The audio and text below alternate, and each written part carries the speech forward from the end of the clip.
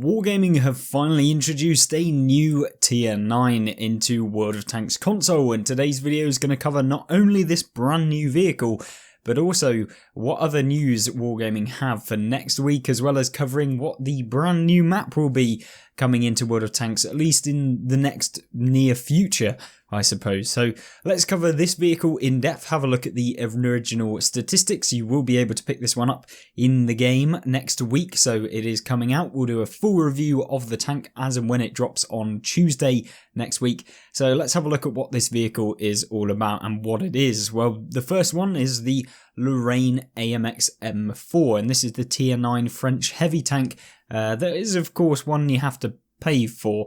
So how do you actually pick this one up? Well, you are going to have to buy it if you want this vehicle in the game, and it is very expensive. So we'll cover the first bit, which is the price, I guess. The first thing is that it costs 12,500 gold. If you want the base version, it's at a 30% discount. If you want the fully loaded, it costs you 16,250. And if you want the ultimate version, the primed bundle, then it will cost you 17,500 gold, or the equivalent of about £50. But if you want the base, it will cost you about £40. So very, very expensive, and I probably wouldn't go for it myself. But let's have a look at the statistics, see what this tank is all about and whether you should based on the statistics of the tank. So first things first, what are the characteristics? Well, it can play up to tier 10 as you would expect. It has an XP bonus of 5%, has 1750 hit points, it has a engine power of 980, and that allows you to get a power to weight ratio of 17.82, which for a heavy is not actually that bad. So you can go pretty fast with this thing. And talking about speed, 60 kilometers an hour top speed, so it is a fast getting into position heavy tank, and it can kick out some decent amount of damage as well. And talking about damage, you have two options with this vehicle. You have Gun 1, which has the 120mm that has 10 degrees of gun depression, 15 degrees of elevation, 264 pen with 400 alpha, 2.5 second aim time, accuracy of 0.33. So really nice in terms of being able to consistently deal damage. The aim time doesn't in fact be that great in terms of being able to kind of aim in, zoom in, do whatever you want to do. But you know, you can improve this quite a lot by using some of the accuracy perks and equipment that are in the game if you so desire. But the key thing, 2,000 damage per minute, really nice as well, very consistent gun. I think that this tank is going to be one of those kind of aggressive brawling tanks. It doesn't particularly have the best armor model. I mean, it is an AMX at the end of the day. You got the cupola on the top, which can be penned pretty easily. You got the lower plate, which can be penned pretty easily. If you start to angle the hull armor, you can be penned here, and on the other side, of course, if you were looking in the opposite direction. The side armor is French, so you pretty much get penned every single time if you do decide to show it.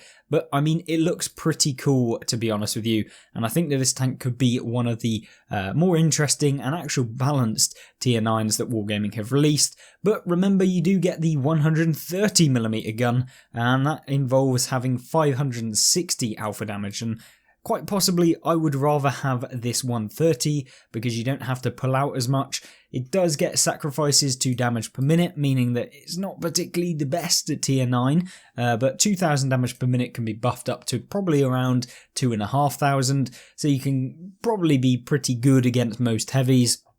And the 560 allows you to trade with a lot of tier 9 heavy tanks quite well. 8 degrees of gun depression, so you suffer 2 degrees over the 120mm, but it's not all too bad. The aim time actually gets better with the 130mm, which is nice to see. I don't quite know how that works, but you know, it is what it is. The accuracy does get worse, however, so you lose 0.04, which will make a difference, but with all of the accuracy buffs and perks you can use on console, it's not going to be a problem. The reload time, so you've got 17.5 seconds, it's massive. And this tank is going to be kind of a bit lackluster when it comes to, you have to wait 17.5 seconds to only deal 560, so it's going to be a pain. I mean, E100s will outtrade you every single day of the week because they'll reload in pretty much the same time but deal an extra 200 damage over you, and if you're coming up against tank destroyers, it's going to be a similar sort of problem. But I feel like it's fairly well balanced. It's not going to be outrageous, I don't think, but the full review will have a look at that. The view range, 380 meters, not awful, nothing special though, so you can boost that up with maybe coated optics or advanced optics as it's called. But yeah, overall, really nice to see, and I'm looking forward to getting my hands on this. I will give you a full analysis later on, but overall, from what I've seen so far, is it worth the minimum, like £40 you have to spend to pick it up? Probably not.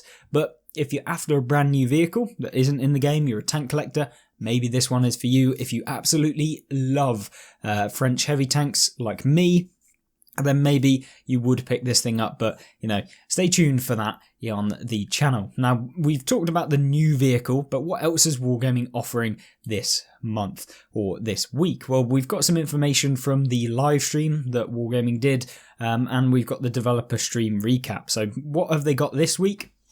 As with all of the videos that we do, we have a look at what happened last week, and that mainly featured the new skins, as you saw on the M1A2 Abrams and the Challenger 2, as well as the T124, the Leopard 1, and the Chieftain Mark 6. So all of them having new skins, which is nice. The premium bonus, you also get the Centurion Action X and the FV4202, which is nice to see. The WZ113 GFT, the Jaegeru, all very, very good, and I'm looking forward to testing out some of these premium bonuses and showcasing some of these tanks to you. I have all but the WZ, which is the Chinese tank destroyer, and so maybe I'll grind my way towards this at some point soon, utilising the extra 50% more XP and silver you can use in this. It's available until the following week, so you've got a week and a bit as of the recording and publishing of this video to take advantage of that. Of course, next week, the main feature is the new tank, which is the Lorraine, and then there is the anniversary warm-up event that Wargaming are going to be releasing, which features the upcoming 9-year anniversary, so enjoy bundles in the store, tanks for free XP as well, so you'll be able to pick these off of the premium tech tree. These include the Beach Party, the Stark STRV S1, the WZ111, Legion 59, Nomad, Fortress Ferdinand, the Canonian Jagdpanzer 105, the King Tiger, the ISU 130, the Vizsla KV4, the Fatherland IS-3A, the Deathstalker M46 pattern, and the T26E5 Patriot, all of which are not particularly that interesting. I mean, most of them I wouldn't really be that bothered about. I mean, maybe the best one being the Nomad Sommuer and maybe the Canonian Jagdpanzer and the Patriot maybe, but other than that, nothing too outstanding, and I'd rather save my free XP, to be honest with you. But other than that, what also do we have? Well, Artillery 2.0 update. So they'll be adding a dynamic matchmaker system that will adapt to the amount of players and tier of the tank in the queue to decide on how many arty can potentially be in a match. So this is looking kind of interesting. I don't know what their kind of criteria will be. Maybe if there's a ton of heavy tanks, maybe they'll add more artillery. I don't quite know, but I guess Wargaming will expand upon that at some point. And there is also the on track to the Leopard 1, where you can get an extra 25% more XP when playing any of the vehicles leading up to the Leopard. And of course, you'll also get 30% discount between tiers 6 and tiers 10. So if you want to purchase any of them, you will get 30% off. And of course, 50% off between tiers 3 and tiers 5. So you can get 50% off. And then the miscellaneous, we have loads of different showcases. I mean, you can pause the video. I'm not going to go through them all. But yeah, you can see maybe you were part of this. And then player requested, do our in-game reports mean anything? So yes, they are reviewed by our team, and thanks to your reports, this week there were 178 players that were banned in the week, so that's kind of surprising. I didn't even know that people got banned on console. I knew that you could if you maybe push someone into the water and you ended up actually getting them removed. You can still go blue in console, so I mean it is a thing, but in order to do so, you've got to be like super toxic, but that's that. And then, of course, this is a screenshot of the new tank, which is the Lorraine. And then here comes the big bit. I always like doing this, which is the questions that were answered by Wargaming.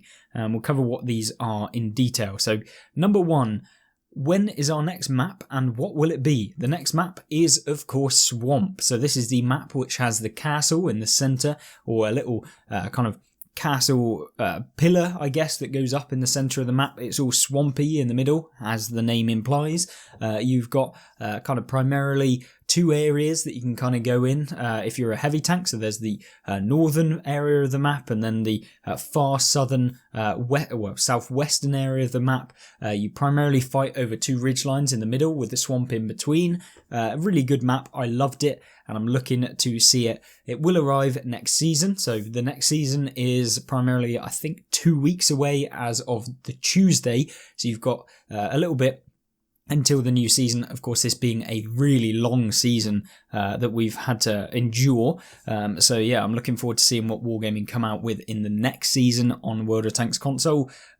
Can they show the pen value of rounds when switching in battle? It's something they discussed, and still seeing how we can implement it. It's likely it will come sometime in the future. So this is kind of interesting. So they might be able to see what your penetration of your rounds are in the game. I don't quite know how it will work in terms of seeing what your pen is. But, you know, that's something you should probably see before you go into the battle. You can see it on the stats page. You know, trying to kind of navigate the UI using a controller is going to be a pain. So I don't think that's going to be that beneficial. And then when will there be new Cold War content? So soon, that we are working on new Cold War content, just stay tuned. So I'm assuming next season will probably be more Cold War featured. And then can they get an armor buff on the Object 780? Possibly they'll pass it along to the balance team. I didn't even know that there was a thing in the game called the balance team. Apparently that is a thing. Whether or not that it's just a couple of guys sat in a kind of maintenance cupboard, I have no idea. They obviously don't get used that much, but there you go. Can we get the old HUD when in World War II and the new one in Cold War? So it was something that we were talking about, but we wanted to tackle some of the features the community talked about most first, which is why we added ribbons, and we'll have more to come next season. Let's get through some of the more requested items and then see if they can support 2 different HUDs. So that would be really nice to see. Looking forward to seeing what they mean by adding new features that the community talked about. I don't know whether they're actually new or whether they're features that we had before and then they're going to add them back in after update 6.0.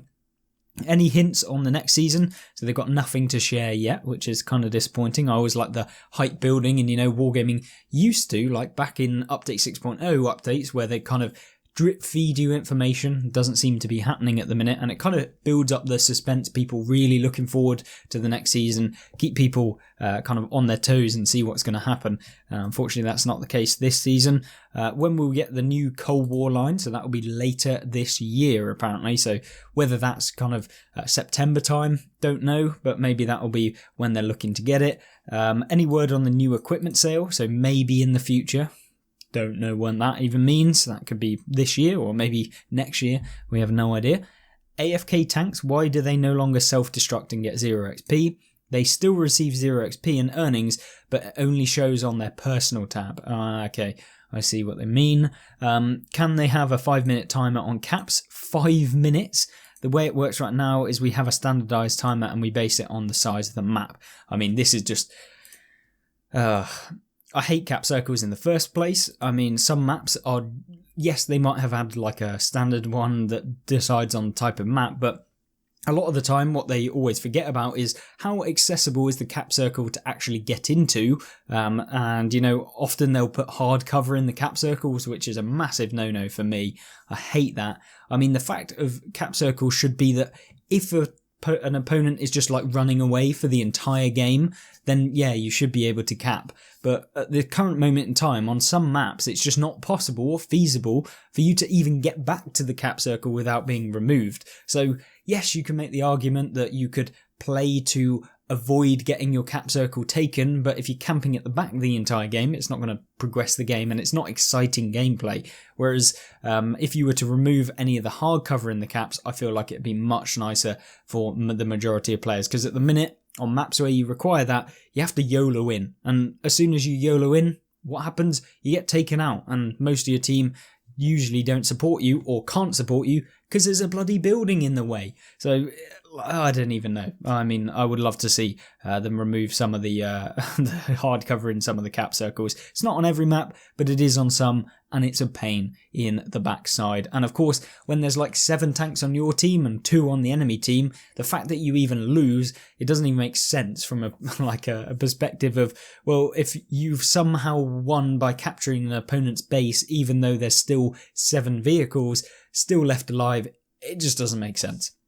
Maybe it'd be good to see it as though, you know, if you are down on tanks and you get into the cap circle, you have an increased cap timer by, you know, 10% or 20%, because, you know, that would make sense in real life.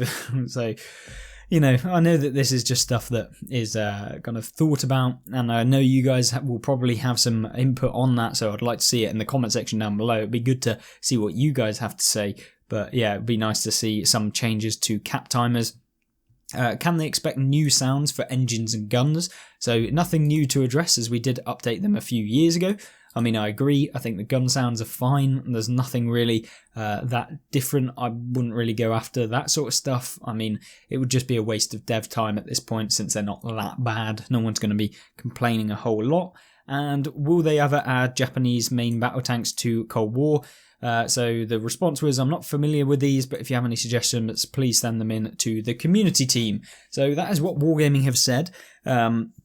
So not a lot of Cold War content, at least coming right now, but they're saying that they are working on new ones, which pretty much means that they're coming up with premium Cold War vehicles. Sell them for like 30 quid each. Not a problem with Wargaming, but unfortunately we won't get any Cold War tech trees for a while, at least that's what they've said. And of course, I would be very much liking to see some World War II tech trees come into the game as well, including the double barrel tanks, which have been teased for about 5 years at this point. Whether or not we'll even get them, I don't know. But thank you very much for watching. Let me know what you think of all of the news, and of course, the brand new Tier 9 heavy tank that's coming into the game and is right here. Thank you very much. Don't forget to check out some of the streams and gameplay that we've already got on the channel on screen right now. And I hope I'll see you in the next one. Have a great weekend. Goodbye.